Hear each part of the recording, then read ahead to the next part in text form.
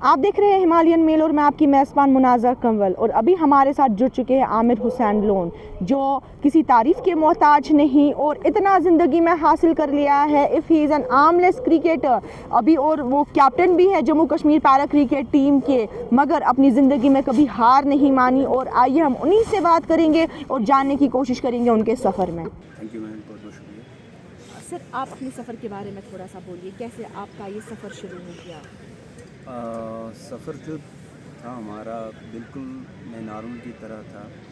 और बचपन में मुझे जो शौक़ था कि अपने मैं क्रिकेटर बनूं, अपने देश के लिए रिप्रेजेंट करूं। लेकिन 8 साल की उम्र में जब मुझे एक्सीडेंट हुआ, उसके बाद जो है हमारा सपना टूट गया। तो वो एक्सीडेंट कैसे हो गया? एक्सीडेंट जो हुआ है वो मैम सोमिल के साथ हुआ है। मेरी माँ ने कहा कि बेटा खाना पहुंचाना है बाइक को, और मैंने जैसे लंच बॉक्स उठाया और आरा मिशन पर पहुंचा। उस दिन मुझे हमारा मैच था, लेकिन जब मैंने आरा मिशन पर लंच बॉक्स वहाँ रखा तो उसके बाद मैं खेलने लगा, और मेरा जो जैकेट है वो व्हील में फंस गया, जिसके द्वारा जो है हमारे दोनों हाथ बाहर निकल गए। लेकिन एक औरत आई, उन्होंने फिर सेना को इन्फॉर्मेशन दी, और बाद में सेना के द्वारा से मुझे अस्पताल तक लेकर गए।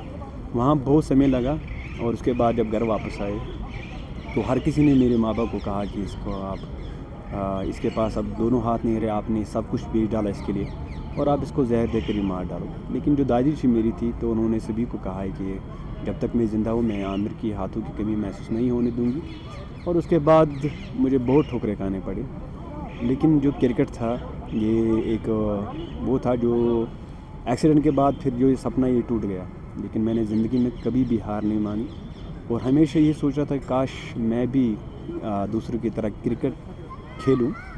लेकिन जब हाथ नहीं रहे तो बहुत ठेस दिल पर बहुत ठेस पहुंची थी। लेकिन उसके बाद भी मैंने अपने आप को संभाला, हौसला रखा, और ये सपना मैंने देखा था, और ये इस सपने के लिए मुझे ही पूरा करना था। लेकिन कैसे खेलूं, क्या करूं? और फिर एक छोटा सा वाक़या हुआ। मैं पड़ोसी के घर में टेलीविज़न देखने के लिए गया, तो उन्होंने मुझे बाहर निकाला। फिर मुझे ये था कि मैं कहाँ से क्रिकेट मैच देखूं, तो मुझे छोटा सा एक सुराग मिल गया, और एक सुराग के बीच में मैं उस वक्त सचिन सर को देख रहा था। तो उसके बाद मेरे जहन में आया कि ये अपने आप को मैं क्रिकेट डेवलप करूं, लेकिन ये कि कैसे करूं, हाथ नहीं है। फिर दादी जी के साथ मैं खेला करता था, और उसके बाद धीरे धीरे करके प्रैक्टिस मैंने की, नेक और शोल्डर के दरमियान बल्ला पकड़ लिया, और उसके बाद मैंने धीरे धीरे करके सारी जो टेक्निक है वो खुद सीखी। हालांकि मैं बहुतों के पास गई कि आप मुझे क्रिकेट सिखाओ, लेकिन हर किसी ने ये कहा कि आपके पास हाथ नहीं, आप नहीं खेल सकते हैं। जी, तो फिर आपने क्रिकेट कहाँ से सीखा? इतना आपने स्ट्रगल करा हुआ है अपनी लाइफ में, मगर आपने अपनी लाइफ में हार नहीं मानी। फिर ये क्रिकेट आपने किससे सीखा?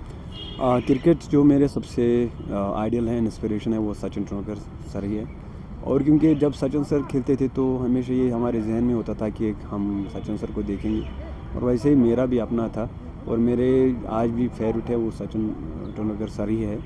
और उसके बाद मैंने इस ठान लिया था कि मैं अपने आप को क्रिकेट डेवलप करूं। फिर मैंने इसके लिए बहुत मेहनत की। मेहनत इसलिए की कि जब भी कहीं मैं जाता था तो मुझे ये कहा जाता था कि आप नहीं खेल सकते हैं क्रिकेट, आपके पास तो हाथ नहीं है, ये आपके बस की बात नहीं है। लेकिन मैंने थोड़ा अपने आप को मजबूत किया, और देख रहा था कि बॉडी मूवमेंट क्रिकेट की कितनी टेक्निक्स के बारे में। और किस समय में फिर आपने वापस सीखा खेलना?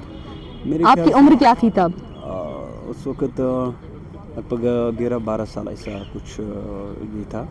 तो 4 साल का ट्रॉमा रहा, ये 4 साल तक आपको ये झेलना पड़ा, जहाँ पे आप हर किसी को बोल रहे थे कि मेरे को क्रिकेट सिखाओ। जी मैम, बिल्कुल। लेकिन हर किसी ने ये कहा कि आप नहीं खेल सकते हैं, इसमें हाथ लगते हैं। लेकिन उसके बाद फिर मैंने पहले अपने आप को मजबूत किया।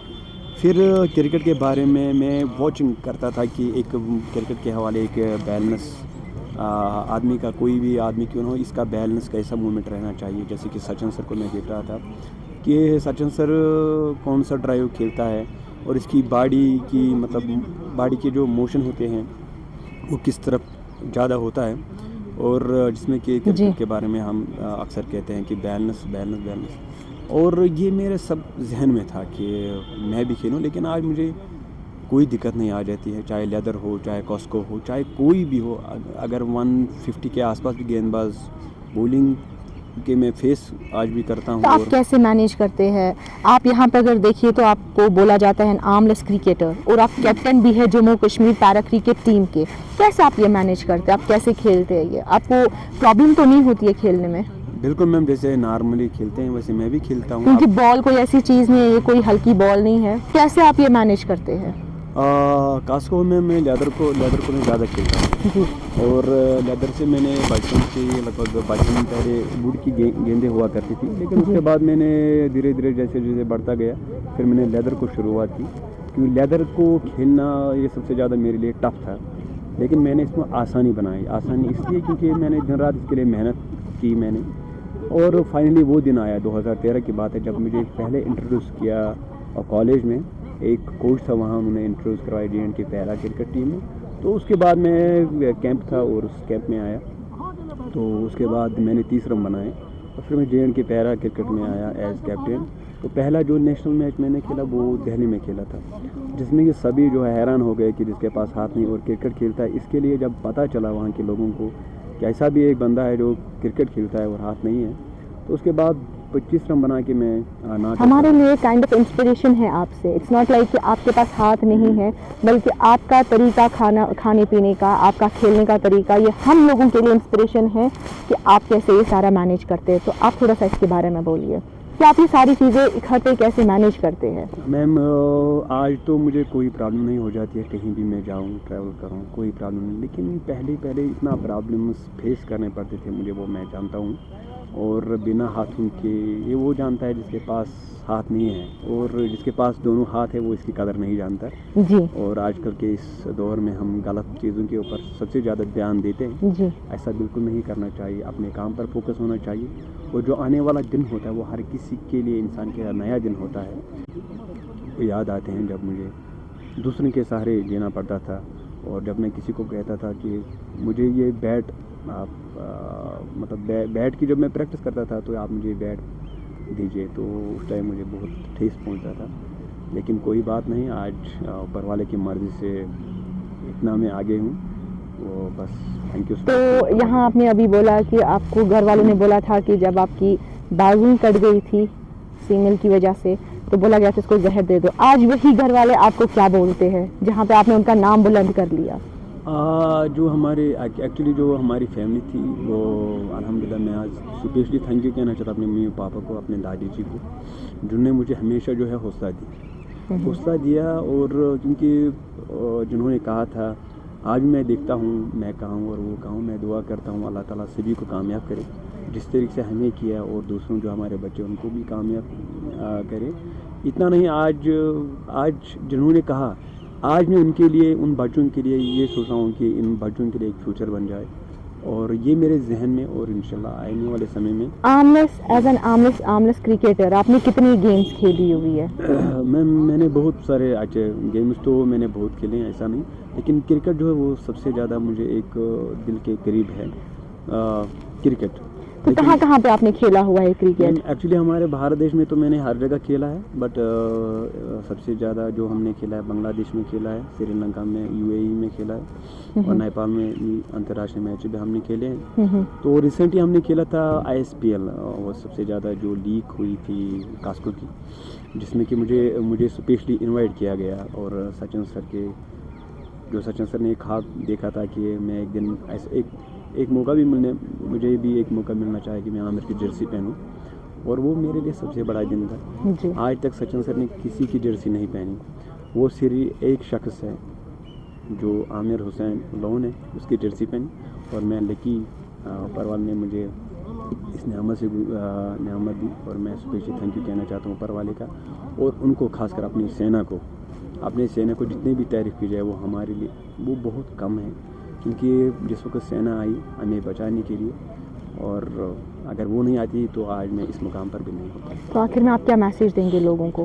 सर, मैं लास्ट में यही कहूँगा कि ज़िंदगी में कभी भी हार नहीं माननी चाहिए, और हमेशा आगे की तरफ सोच होना चाहिए। और ख़ासकर जो हमारी यूथ है आजकल की, मैं देख रहा हूँ कि जम्मू कश्मीर के लोग सबसे ज़्यादा स्मोकिंग में मशहूर हो चुके हैं, और बस यही रिक्वेस्ट है कि आप प्लीज़ ये ड्रग्स और स्मोकिंग के ऊपर बिल्कुल ध्यान न दें। और ज़िंदगी में मुश्किलात आ ही जाते हैं। लास्ट में कहूँगा कि हाथों की लकीरों पे मत जाए गालिब, नसीब उनके भी होते हैं जिनके हाथ में जिनके हाथ में होते हैं। माशाल्लाह।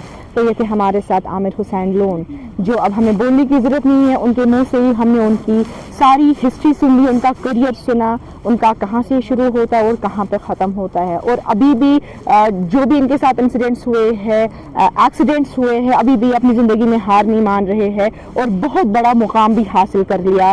मुनाज़ा कंवल फॉर हिमालयन मेल।